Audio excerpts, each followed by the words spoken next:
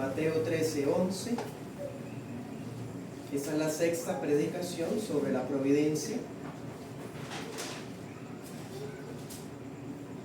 Estaré usando la Reina Valera SBT.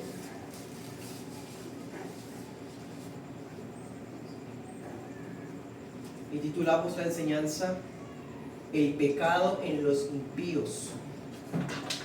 La semana pasada el hermano Alberto nos expuso el pecado de los hijos de Dios. Espero hacer un breve recuento, pero hoy nos vamos a enfocar en el pecado de los impíos y cómo la providencia está en control en ello también. Dice Mateo 13:11: y él respondiendo les dijo: porque a ustedes les es concedido saber los misterios del reino de los cielos, pero a ellos no les es concedido, porque a cualquiera que tiene se le dará y tendrá más, pero al que no tiene, aún lo que tiene le será quitado. Por eso les hablo en parábolas, porque viendo no ven, y oyendo no oyen ni entienden. Y se cumple en ellos la profecía de Isaías que dice: oyendo oirán y no entenderán, y viendo verán y no percibirán, porque el corazón de este pueblo está engrosado, y con los oídos oyen pesadamente, y han tapado sus oídos, no sea que vean con los ojos y oigan con los oídos, y con el corazón entiendan y se conviertan y yo los amo. Amén.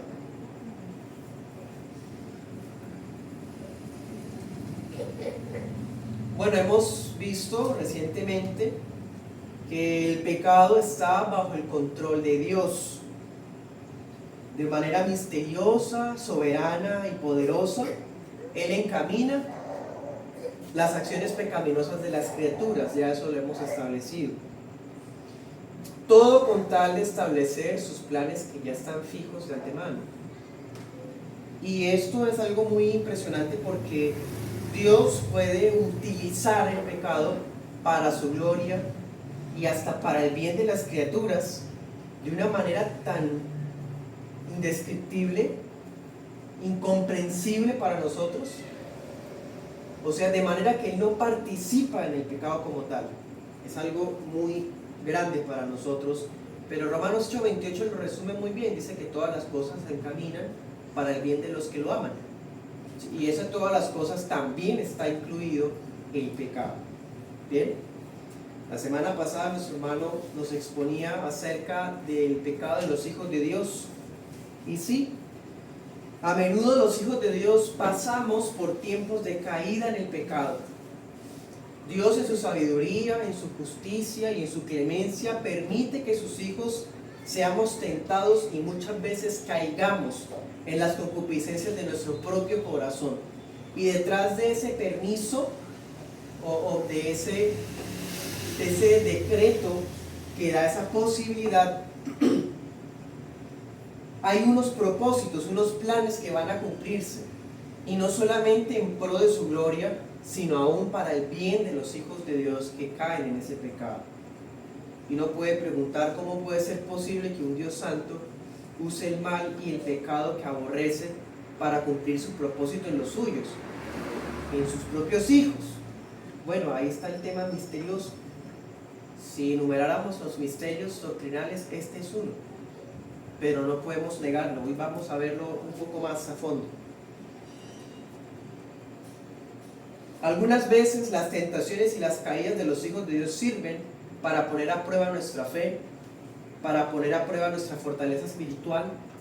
Otras veces sirve para disciplinarnos por nuestras malas decisiones o para castigarnos por pecados cometidos en el pasado.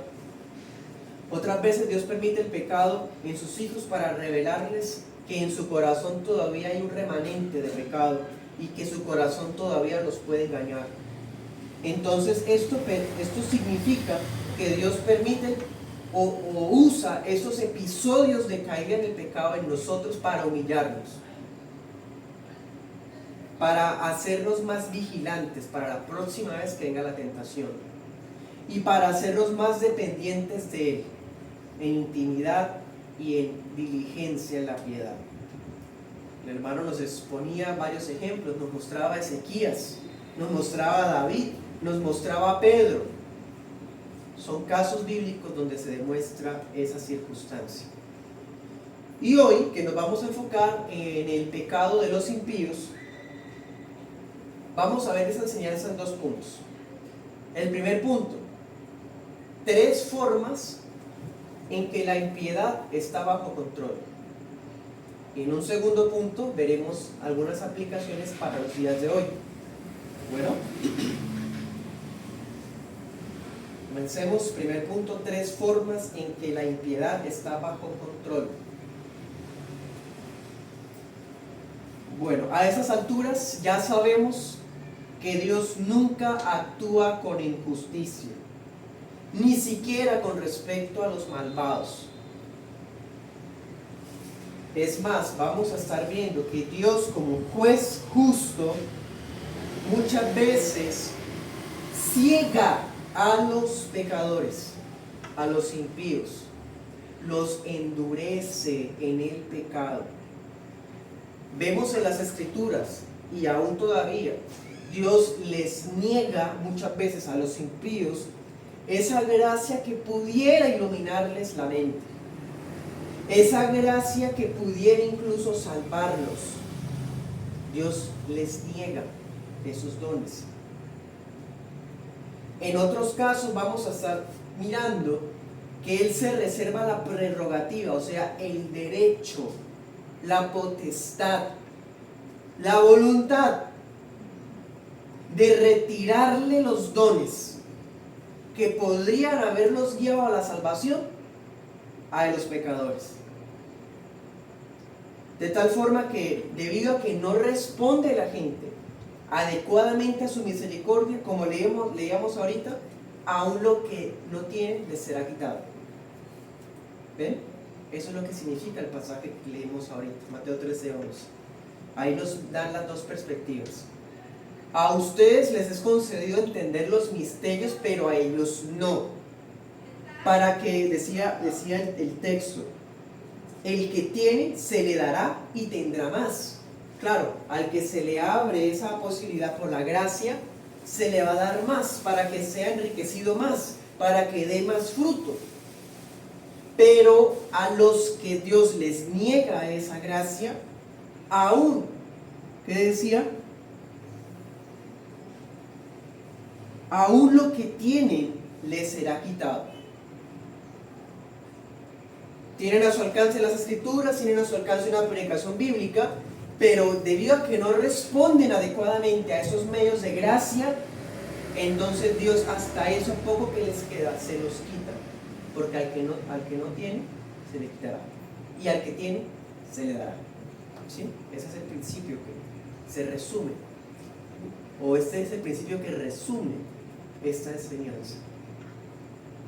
De todas formas, vemos cómo Dios en su providencia está en control aún en la vida de un pecador, de un impenitente, de una persona obstinada y en últimas de un réprobo, alguien que nunca se va a arrepentir. Dios ya sabe quiénes son. Esos son los que teológicamente se les denomina réprobos. Bueno, Dios todavía conserva su misericordia a favor de esos réprobos mientras están vivos. Es más, muchas veces les restringe el pecado por medio de la operación del Espíritu Santo. ¿Cómo? Con la conciencia. Aún los réprobos les quedan rezagos de una conciencia, y usa Dios esa conciencia para que el réprobo no peque más de lo que pudiera pecar. Ahí vemos la misericordia de Dios. ¿Sí? Vemos también que Dios hasta utiliza las leyes terrenales para retener el pecado de los réprobos. Hay leyes de carácter civil, penal, de tránsito y demás leyes que impiden que algunos impíos puedan cometer cosas, y al ver las leyes humanas ellos se cohíben, no le temen a Dios, pero sí le temen al castigo de las leyes. Entonces vean que hasta Dios usa las leyes humanas para retener el pecado de los réprobos. Dios también utiliza el gobierno civil, soldados, policía nacional, ¿sí? El sistema judicial. Pueden ser instrumentos para retener la maldad de los réprobos. Las buenas costumbres sociales. Hay sociedades, mejor dicho, todas las sociedades tienen un rezago de esa conciencia. Y debido a ese rezago todavía hay una pizca de discernimiento entre lo bueno y lo malo. Bueno, esas buenas costumbres sociales que se encuentran en cualquier contexto cultural sirven para que los impíos que viven en esas sociedades no sean tan malos como pudieran ser. O sea, Dios utiliza hasta las costumbres de las sociedades para retener el pecado de los réprobos. Y Dios también utiliza el miedo. El miedo al castigo, el miedo a las consecuencias, el miedo a la superstición, lo que sea, pero Dios usa el miedo para que el pecador, el réprobo, no peque tanto como pudiera pecar. ¿Se dan cuenta? Entonces vemos que la providencia de Dios, por medio de la cual tienen control hasta las acciones pecaminosas de las criaturas, es evidente, aún en aquellos que nunca se van a arrepentir. Dios sigue estando bajo control. Pero echemos un vistazo un poco más a fondo en esas tres formas. ¿Cuáles son esas tres formas? Estas tres formas se contemplan en algunas declaraciones de fe históricas. Tenemos, por ejemplo, la Confesión de Londres o la de Westminster. De manera textual hablan de esto, muy interesante, y quiero compartírselas.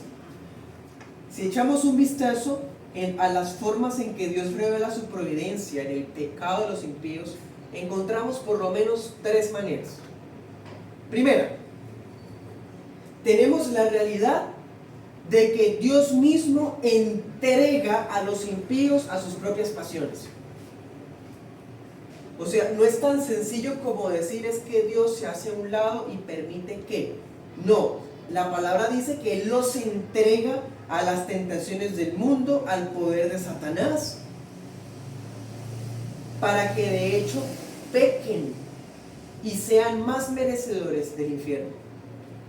Eso lo vemos tanto en el Antiguo como en el Nuevo Testamento. Miremos los pasajes. Salmo 81, 11.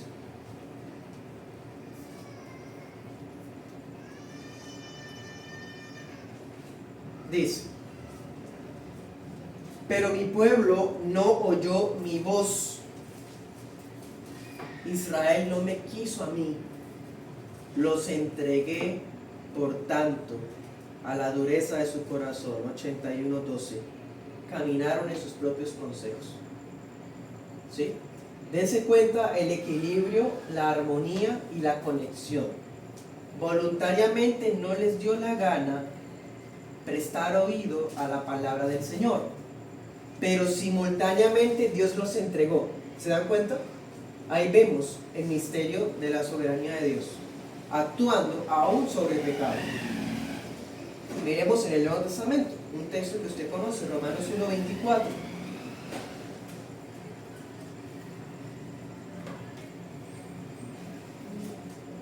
Ahí cuando decía que afirma la gente ser sabia, pero es necia, cambian la gloria de un Dios incorrupto por imágenes de animales y de seres corruptos como el hombre.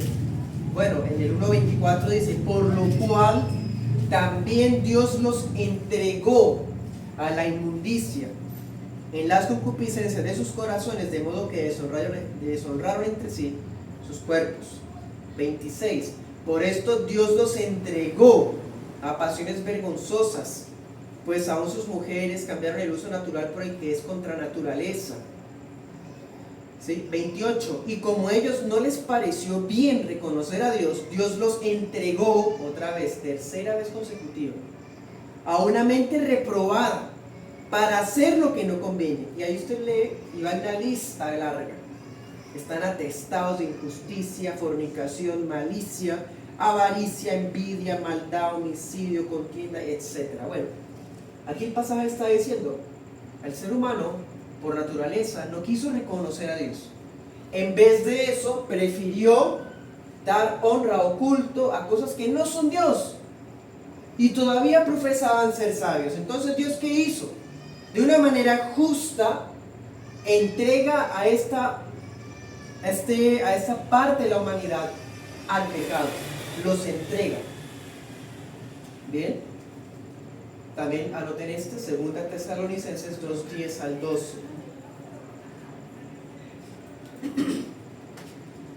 Ese texto de hecho un poco más fuerte. En fin, Dios entrega a los impíos al pecado. Y hay algunos sucesos bíblicos que demuestran esto. Aparte de esos versículos hay más ejemplos. De hecho hay cosas en la Biblia que ocurren que para que sucedieran requirieron la obstinación del corazón de un impío. O sea, Dios tuvo que endurecer a un impío para que él se pudiera glorificar. Lo vemos en la Biblia, por lo menos les voy a decir 2 ejemplos.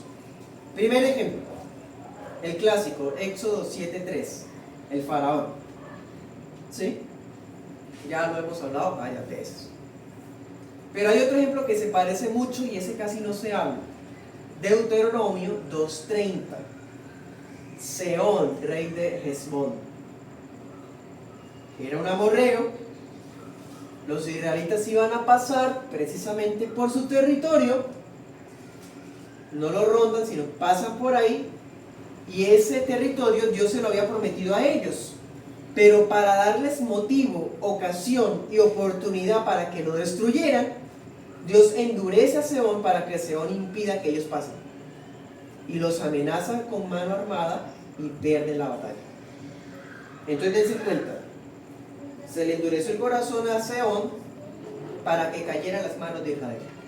Y así lo dice Deuteronomio 2:30. ¿Sí? Entonces Dios entrega al impío al pecado para glorificarse. ¿Sí? ¿Cómo? Hermano, no podemos descifrarlo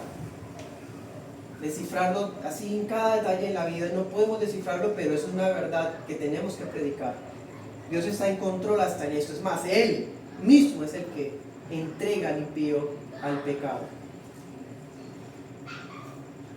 Segunda forma en que la impiedad está bajo control. Dios usa medios. Hay medios que pueden llegar a ablandar el corazón de alguien. La predicación del Evangelio, por ejemplo. Pero a veces Dios usa esos mismos medios que ablandan a otros para endurecer a unos. Eso es muy extraño para nosotros, pero la palabra lo muestra. De eso también hay varios ejemplos en la Biblia. Uno que ya acabo de mencionar, el del faraón, Éxodo 8:15. Las plagas de Egipto podrían, en nuestro entendimiento, podían ablandar el corazón de cualquiera, ¿sí o no?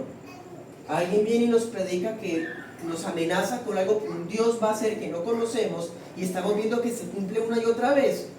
Por sentido común, uno ¿qué haría? Uno se humilla, uno dice, uy, es verdad. Pero no, este señor, en vez de convencerse, las plagas fueron el medio para que él se tornara voluntariamente más terco. O sea, lo que pudo haber ablandado a alguien lo endureció más. Pasa como algunas situaciones difíciles que les pasa a algunas personas. Hay personas que sufren algunas aflicciones, enfermedades, pruebas o pérdidas, y eso a algunos los ablanda para que vengan al Evangelio, y a otros las circunstancias sirven para que se vuelvan blasfemos, impíos, apóstatas y lo que usted se quiera imaginar. ¿Cómo es posible? Usa unos medios para ablandar a unos, pero usa unos medios para endurecer a otros. Es Dios bajo control haciendo esto. Tenemos otro caso, Segunda de Reyes 8:12. Este es un poco conocido. ¿Se acuerdan? A Eliseo, Dios lo envía a Siria para que unja como rey a Hazael. Hazael era un esclavo, un sirviente. Era un sirviente del rey Ben-Hadad. Y Eliseo lo mira a los ojos y empieza a llorar. Y Hazael, mi señor, ¿por qué llora? Y Eliseo le dice, Dios me ha mostrado lo que tú le vas a hacer al pueblo de Israel. y empieza a decir unas cosas crueles, por ejemplo, abrir el vientre de las embarazadas. Un solo ejemplo, por mencionarles. Y él dice, pero ¿acaso yo quién soy? Yo soy solamente un perro muerto. Entonces le dice a Eliseo, Dios me ha mostrado que tú serás el rey de Siria. Eso está en 2 de Reyes 8:12 en adelante. Entonces se cuenta, una profecía que se cumplió porque Hazael, ¿qué hizo? Con eso que le cuenta el profeta, se motiva para matar al rey mientras duerme, se autoproclama rey y la gente lo reconoce como rey y se vuelve un rey sanguinario que hace todo eso contra Israel.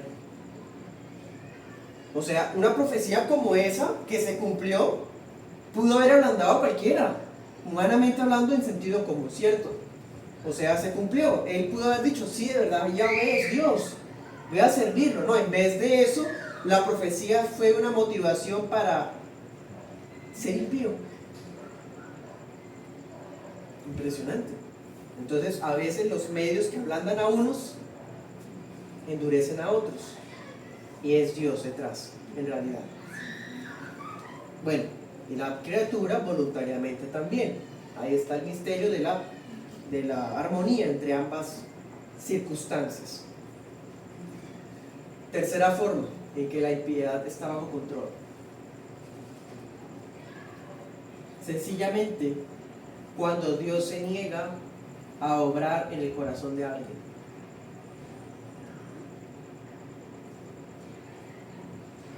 Por ejemplo, Deuteronomio 29:4, puede leerlo. Cuando nosotros consideramos el caso de los israelitas que murieron en el desierto, somos tentados a enojarnos. No es posible que sean así. O sea, Dios los bendice y al rato están otra vez murmurando. ¿Cómo puede ser? Nos molesta, los despreciamos muchas veces. Pero se nos olvida reconocer algo, y es que cualquiera que quiera seguir a Dios necesita primeramente recibir de Dios un nuevo corazón para entender. Necesita recibir de Dios ojos para ver, oídos para obedecer. Si Dios no da eso antes, no puede haber fidelidad permanente, no puede haber perseverancia, ni siquiera hay una conversión genuina. Entonces, cuando leemos el caso de los israelitas del desierto, bueno, ya entendamos, y lea el pasaje. Deuteronomio 29:4, se los leo. Dice: Jehová no les dio corazón para entender, ni ojos para ver, ni oídos para oír, hasta el día de hoy. No se los dio. No se los dio sencillamente. Bueno, entonces precisamente eso fue lo que no les dio a ellos: corazón, oídos y ojos espirituales. Nacer de nuevo. No nacieron de nuevo, circuncidados pero no circuncidados del corazón, con una señal de un pacto externo pero sin regeneración ni fe. En Hebreos dice que se quedaron en el desierto por incrédulos. ¿Qué es incredulidad? Ausencia de fe. Leamos Juan 12:38.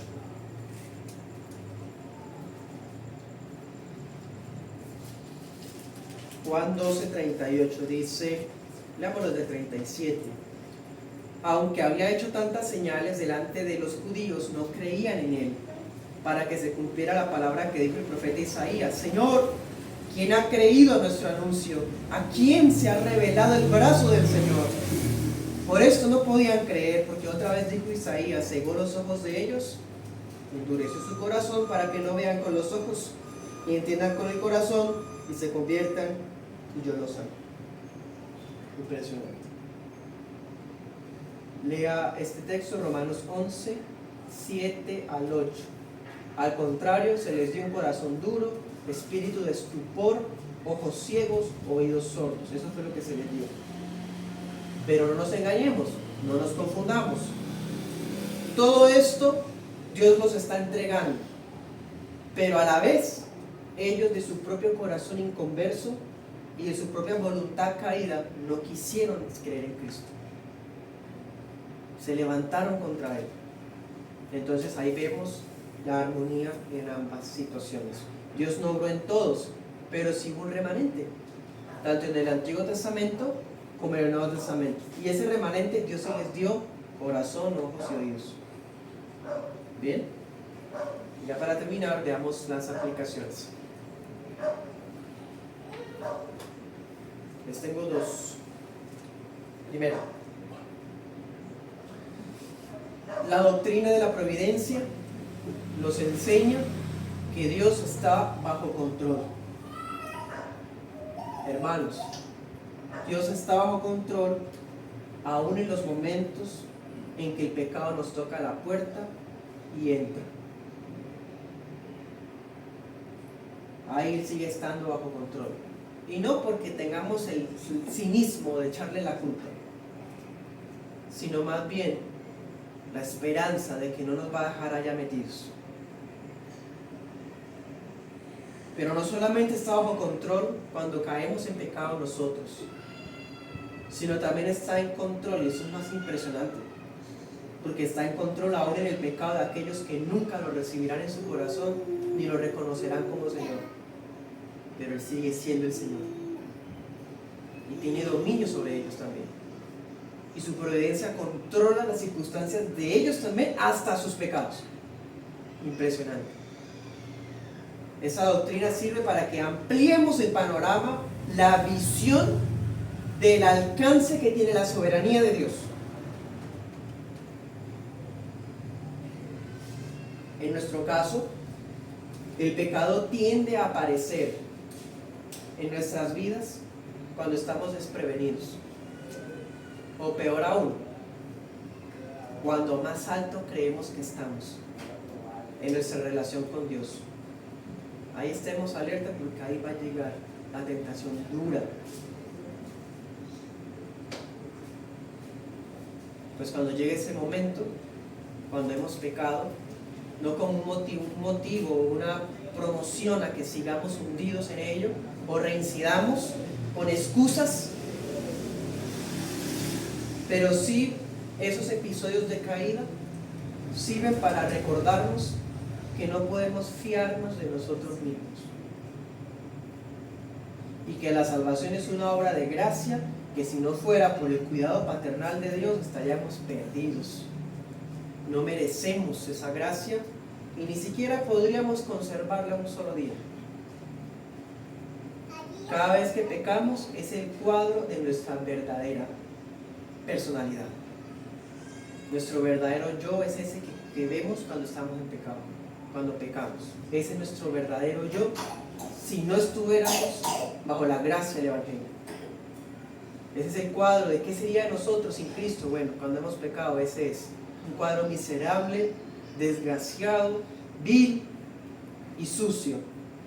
Pero por su gracia no nos va a dejar ahí. No nos va a dejar ahí. Nos va a recordar ese hoyo cenagoso, como dice el salmista, para nosotros mismos detestarlo y salir de ahí. Y al salir sabremos que fue Él el que nos sacó. Segunda aplicación. Con respecto a los días de hoy, hermanos, leamos 2 Corintios 2:15.